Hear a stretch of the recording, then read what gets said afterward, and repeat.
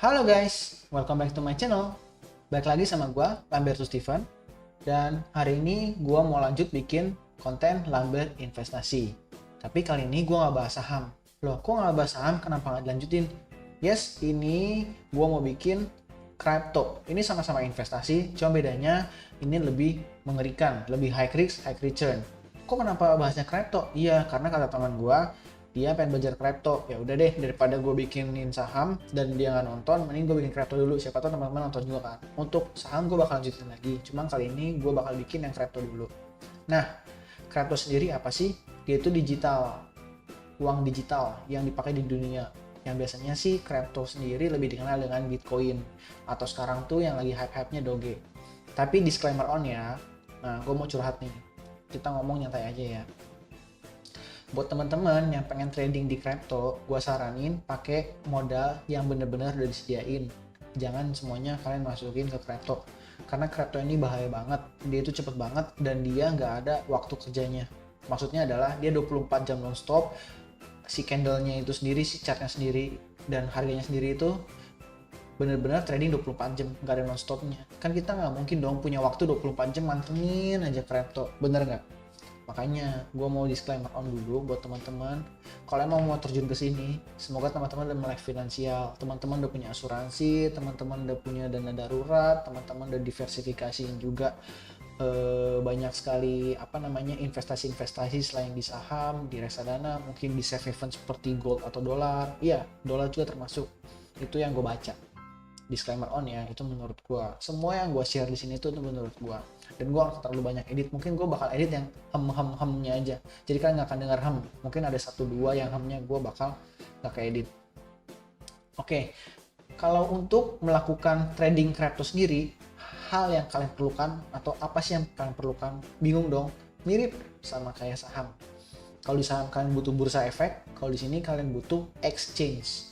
Apa aja sih exchange? Nah, exchange sendiri kita bisa lihat di sini nih, exchange crypto, kan bisa Google sih sebenarnya apa aja. Ada Binance, ada Coinbase, ada Kraken. Kalau di Indonesia tuh yang kenal tuh ada Indodax, ya kan, ada Toko Crypto, ya kan, ada Zipmex. Cuman kalau gue sih nggak pakai sih, gue cuma pakai Toko Crypto, dan Toko Crypto sendiri gue bikin itu cuma karena ada eventnya si TKO Coin itu, atau TKO token. Kalau gue sendiri gue cuma pakai Binance. Kenapa? Karena Binance itu adalah the biggest atau the world, atau pokoknya yang paling bagus lah di dunia, ya kan, yang trusted banget, yang semua orang tuh kayak pasti pakai Bitcoin deh di seluruh dunia, karena itu udah exchange number one in the world gitu loh. Exchange number one in the world. Oke, kalau misalnya gue nggak jelas ngomongnya, gue jelas ulangin kayak gitulah. Nah, caranya itu kalian tinggal buka nih di sini nih, www.binance.com. Tapi karena beberapa ada browser yang nggak bisa ya, karena ini tuh diblok. Setahu gue bisa pakai .cc atau yang lainnya. Cuma kalau misalkan mau aman mungkin pakai VPN, atau kalau mau aman kan pakai DNS, atau mau lebih aman lagi kalian pakai Opera. Jadi itu kan tinggal bisa setting-setting lagi biar bisa kebuka kayak gitu. Itu dari gue ya tipsnya ya. Terus kalau misalnya kalian mau daftar gimana, kan tinggal klik register aja, masukin email kalian, masukin password kalian. Untuk referral ID, gue ada referral ID, nanti gue taruh linknya mungkin di deskripsi ya, biar kalian tahu. Nah, setelah kalian udah daftar, nanti kalian tinggal masukin nama kalian, pokoknya isi biodata deh. Akan dibutuhin juga KTP sama NPWP seperti itu.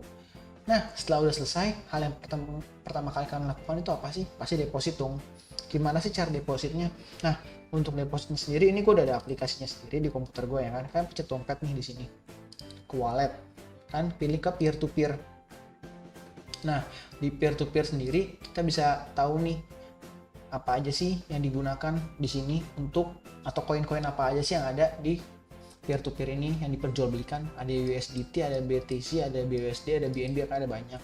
Gue jelasin yang sering dipakai aja ya. Yang sering dipakai yang pertama adalah USDT atau US Dollar Tether. Yang dimana ini adalah bentuk suatu US dollar tapi dibuat secara digital, yang dimana katanya ini 1:1, tapi sampai sekarang belum ada pembuktiannya seperti itu. Yang kedua adalah BUSD, Binance US Dollar.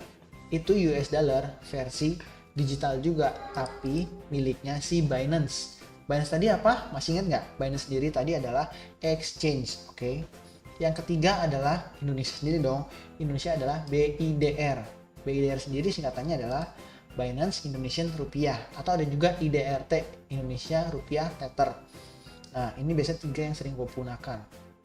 Nah, untuk melakukan untuk melakukan depositnya sendiri, di sini mudah nih, kan tinggal pencet buy.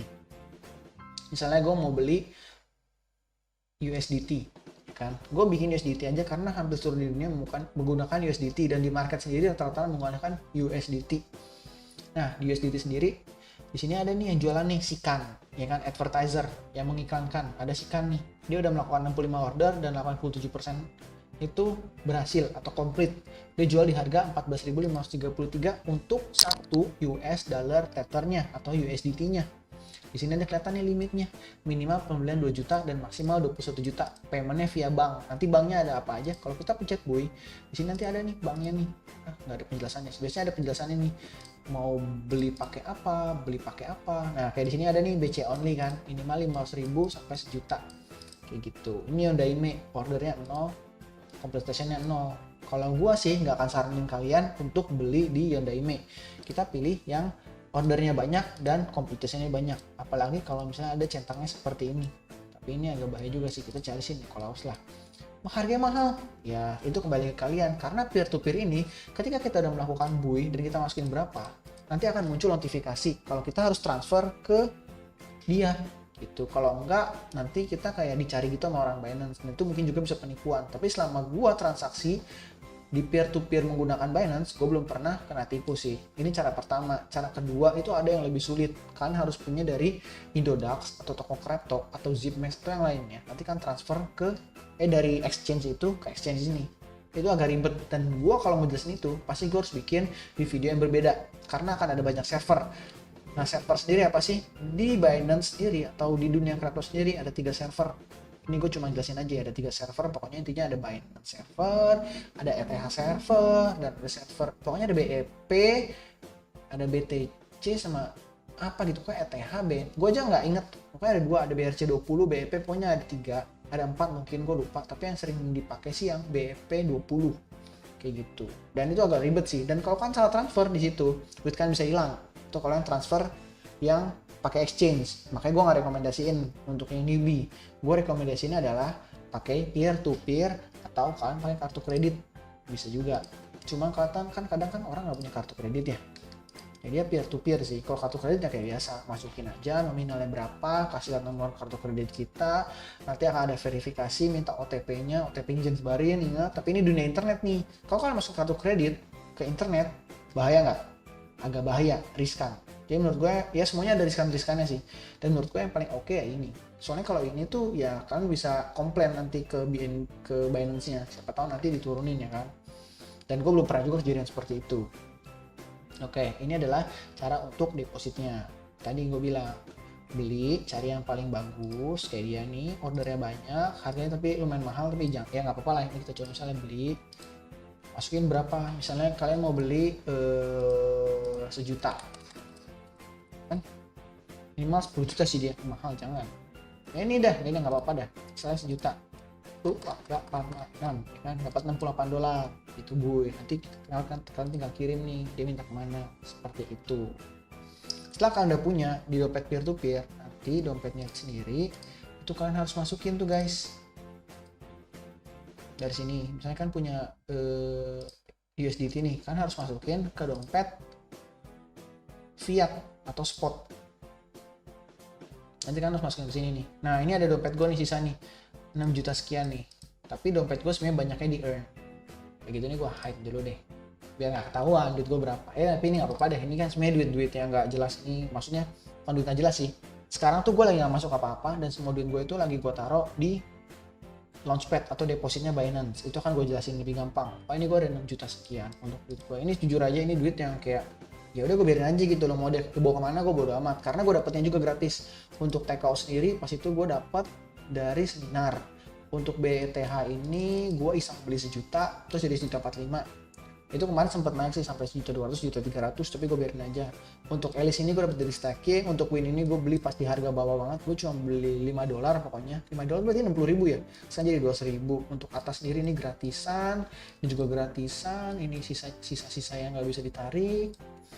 Sebenarnya bisa ditarik sih, tenang aja, nggak ada yang nggak bisa ditarik, semua bisa ditarik, tapi nanti semuanya bisa di convert